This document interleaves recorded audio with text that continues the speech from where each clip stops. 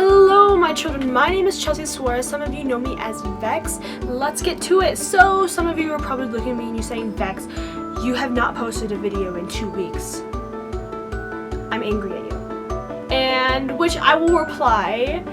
2 weeks ago, I had some personal matters that I had to attend to that took precedence over YouTube, so I had to go. And I'm sorry for that. And then last week, I was ready. I was ready to film. I was on my spring break. I bring home my equipment, and then I realized I forgot my SD card back in the dorm, so I wasn't able to film. I'm sorry. My bad. But you guys are going to be happy with me, and you're going to forget that I ever forgot to record, because I'm telling you this now. I think I'm going to try and start 2 videos a week, probably Monday, Wednesday, maybe Monday, Thursday, depending on it. I don't know. My 8-week course just ended, so I am able to have a little more free time in order to edit some videos, although I'm still not expert in video editing, so I'm sorry. So going on, if you saw today's title of the video, then you already know what we're talking about. We're talking about first years and vets, okay? I said noobs in the title, but for the sake of not making people angry at me, I am calling people first years, and everyone from second year to their 30th year or beyond or whatever are vets, okay? So let's talk about it. Why is the first year doing better than you? Let's start with commitment. You know, when it's your first baseball or softball game and your coach is like, go out there, it's your turn to pitch, not pitch, bat, I don't know the term, okay? And so you're out there and you're waiting for the person to pitch the ball to you, and you're so scared and you're nervous, and all of a sudden you just hit it and you're cool, right? Well, now take that example, except you've never done baseball or softball in your life, and you're like 16 years old and you're just being thrown into it, and your coach just hit the ball. That's what it's like to be in guard the first year. Okay, you have no idea what you're doing. It is not like another sport, really, like any sport, really. It's not like cheerleading, not like dance completely. It's like a combobulation of everything, and it's very different from everything else. And so it's really hard for first years to get into guard and just be thrown into it. But sometimes some first years will go above and beyond some of the vets, and so that's what gets all of you vets salty. Okay, I just said it, salty. Okay, so are you salty about the first year doing better than you? Well, let me talk about it. Okay, so when I was an 8th grader, I watched my first winter guard performance, and I was like, oh my gosh, I gotta do it. And I don't know what I thought it was. I thought they just met in the gym or in the cafeteria or whatever, like twice a week, you know, did our practices, and that's good. We performed in front of no one. Once we got our show done, it was cool, and we didn't have to do it for anyone. And then I walked on the field for my first football game. I was terrified. I did not know I was going to be performing in front of all those people. So when a first year gets there, usually, you know, you got your parents, you got your parents' friends, you got your best friend, you got your best friend's clique, you got your first cousin and your second cousins, and they're all there, and they're all watching you, and you do not want to suck, okay?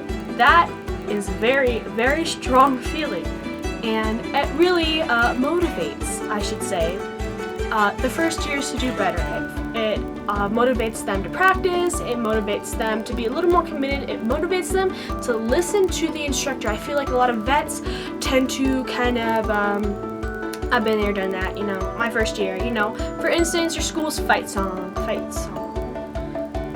Yeah, I don't know what else to call it. Your school's fight song, you know, usually you learn that your first year, and then you perform it. I don't know, maybe some schools are different, but that's how I did it. So in your second year, you have to sit through and listen to your instructor reteach fight song, and that can be very tedious, you know.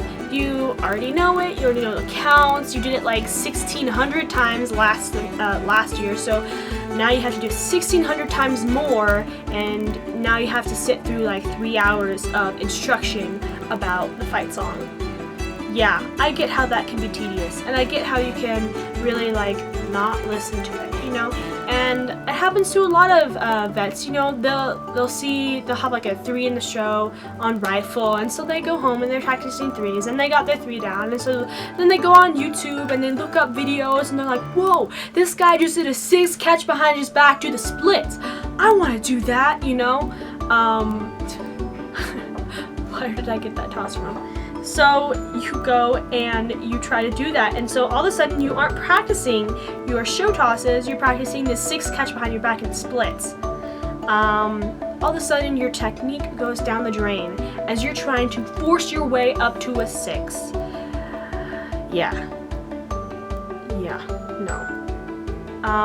First years I don't think they're very intimidated by the fact of new things like 6 catch behind the back in the splits. I think that would be very intimidating, because I knew doing an just single on flag was terrifying to me, to the point where I run away from my flag.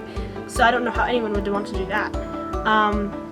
But vets, you know, they kind of become this fearless, haughty, I can do it, you know, and so they stop practicing this, and they just try to get it, you know, just for kicks and giggles, so that they can go up to their friend and be like, dude, look what I just learned, you know, and then they'll do this weird trick for them, and all of a sudden they're like a god to everyone else in the guard, you know. But that's not really how you get better at guard, you know.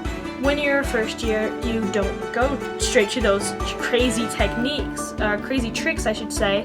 You go to the basics, you go to what the routine is, you learn from there, you know, and that's what gets you better, you know. It's kind of hard to explain. But going on, so that practicing, they really do practice at home. Some first years don't. But most first years do practice at home because they want to get better at what they do. I've seen a lot of first years go up to their instructors or their captains and say, hey, do you think I can videotape you so that I can go home and practice with their camera? I don't have my phone near me, so hold up their phone and can I videotape the routine so I can try and practice at home? Yes, of course you can, you know. But then vets don't really do that. They just get there and they're like, okay, yeah, I think I kind of remember the first 8 counts. That's not what's going to get you better. Now, I'm going to go on a little tangent here. I was originally going to make a video about technique, but then it got cloudy and it's like 50-mile-per-hour wind outside, not really. So all of a sudden that idea went out the drain, but I'm definitely going to be talking about technique a little in this video to hint at the fact that I'm going to be making a video about it soon, once the weather clears up. But yeah, technique gets sloppy, and you don't really care about just kind of going through the motions and trying to get to those really higher ups like the drum corps or independent guards, and all of a sudden that's when you'll try hard. But you're never going to be able to get there if you don't try hard now. So you remember when when a video game comes out or an app that everyone is playing, let's say Pokemon Go or Flappy Birds, okay? So Flappy Birds, you have a friend and he goes up to you and says, dude, look at my high score, and he's showing you it's like 1,327, and you're like, my highest score is 14. And all of a sudden you gotta get good. You gotta practice Flappy Bird 24/7 all day, every day until you get a score of 1,238. So you can beat that guy. Same with Pokemon Go, for instance. All of a sudden you're being forced outside, out in the wilderness, to go and hunt for Pokemon so that you can get better than your friend who is on level 14 and you're on level 4. Okay? It's really motivating. When I was a freshman, or my first year I should say, I went into it with 2 other freshmen, and everyone else was like seniors. And not really, but most of them were seniors, all of them were vets. So it's just the 3 of us, and then for Winter Guard, I was the only freshman who returned. So that was a lot of pressure to get good really fast, and that definitely would motivate you. But it taught me to really practice at home. It taught me to really think about it, think about the routine, ask the hard, nitty-gritty questions like, which way is the hand facing? Okay, that's a good question to ask. So, and vets don't really tend to ask questions that much. Again, I'm kind of stereotyping. There are some really nice vets out there, But this video is more aimed at the vets who are kind of salty at the first years for being better than them. Okay? So then going on, vets, I'm going to give you some tips. Some tips on how you can up your game, how you can be better. Not really better, but look better for the instructor, or look better next to the first years. Look decent. Okay? Practice. Stop making excuses. When you go up to your parents and you're like, dude, I want to start going to the gym. And so your parents are like, oh, yes, she's going to work out. And so they buy you that $27 a month subscription to go into the gym, and then you never use it. You never use it. It's like $27 out of the gym, but you never see that checkbook. Okay? So you never see that money going away from your parents because you don't have to deal with that yet. It's kind of the same, except with instructors and performers, okay? So when your performer goes and joins a guard, okay, that's like asking for the subscription to the gym, okay? And then the checkbook and the money, the monthly subscription is for the instructor, okay? The instructor is like dedicating or letting you dedicate their time, trying to work on this analogy as they go, trying to wing it, but they're putting together this whole entire show for your guys' sake for $27 a month, and then you don't show up or you don't try. And your instructor is sitting there with his checkbook and is his show, and his ideas are going out the drain because this one kid who just signed up for my guard, well, didn't just sign up, but is returning from last year and is not doing his best. Okay? That is basically the analogy I'm trying to get at. Okay? So really go home, practice, and here's another one. So when you go and see like a really good friend, let's say you go to a competition, you see one of those independent guards, one of those. Oh my gosh, I'm making myself laugh. Okay, and then they toss their saber or their rifle, and they're just bam, catch it super strong, and you're sitting there and you're like, oh, this is so good, and you want to be like that, okay? You need to go up and start asking the questions. If you get the chance, tap that member on the shoulder and be like, hey dude, I saw you perform, you did great. How did you get to that, And I've talked to some people from, let's say, what's the name of the independent guard that I talked to? Phoenix. And there was a guy on there who had never done guard before until like senior year. And then it was like his third year on Phoenix Independent. I don't even remember. This is a long time ago. But it was hard work, hard work, and it got him to where he was there, where he was then. So it's not as easy as 1, 2, 3, ABC when it comes to being a vet and to being a good vet, okay? So ask those nitty-gritty questions, be meticulous, okay? Ask those questions, is the hand here or is it on cheater tape, is my hand palm up, palm down?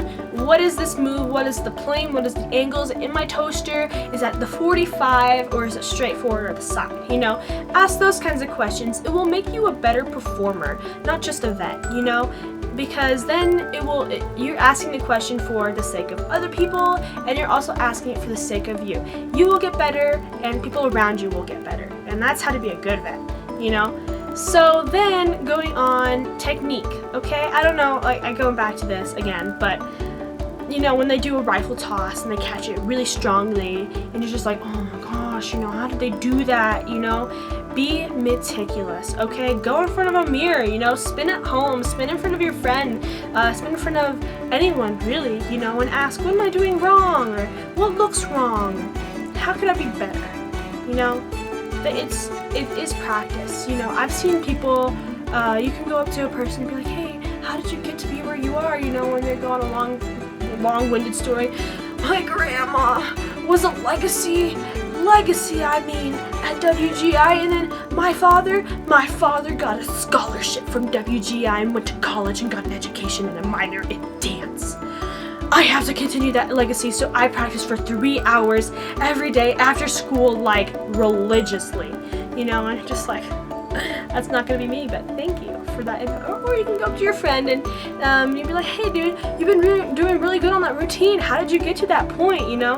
And she looks at you and she says, oh, well, I went up to the captain after practice and, you know, asked to film it. And then I went home and I just tried to remember the routine with my flag. It only took like 15 minutes a day. And then she was better at practice, you know? It's the little things, really. It's the little things. Practice in your free time. Any of that kind of thing. So that is my advice to my vets. And this is why the first years are looking better than you. Okay? I hope this helped you, and I hope you get good. And also, I think finals are coming up for, or championships I should say, are coming up for some of my Winter Guard performers, so good luck to you guys. And if you're not in Winter Guard, you better be practicing for fall season. And we'll see all of you guys next week. Bye, my children.